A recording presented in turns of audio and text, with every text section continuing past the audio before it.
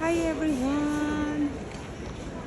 First April na po ngayon mga kalalabs. Ayan na po, nakita niyo po ang mga passengers sa Narita Airport Terminal 2. Ayan, nag-uwian na po sila dahil po yung iba dito ay wala pa pong pasok ang school. Vacation pa po nila mga kalalabs.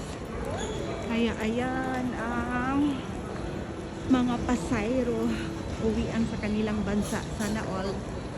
And tayo naman ay mag-work na naman mga kalalabs.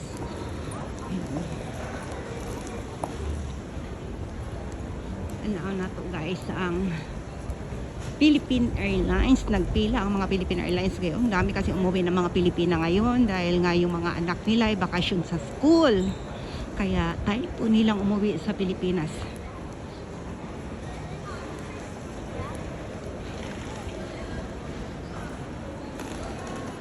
Hanggang dito lang po tayo sa airport mga kalalabs. Dahil wala po tayong pagpauwi sa Pilipinas. Ayan po ang mga flight for today. Ang dami po. Walang cancel flight kung hindi lahat ay ayan po, lahat na sila nasa pumasok na po sila sa departures area mga kalalabs. So ayan, doon na po sila sa loob. And then tayo naman ay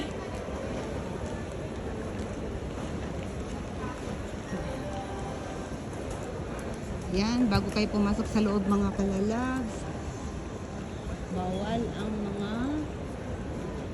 bottle na water, mga Colgate, mga cutter, ano pa dyan ay bawal.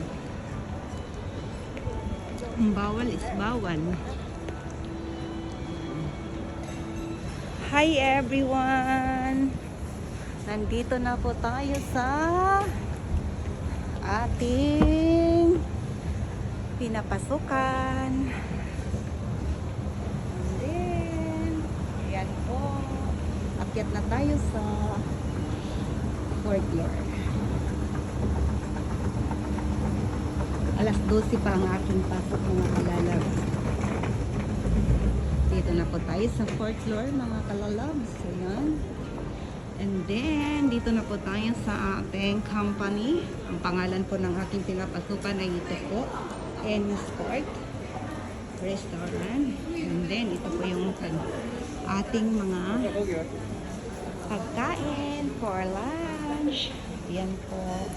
Meron po tayong pork cutlet and miso soup, roast beef sando and BLT.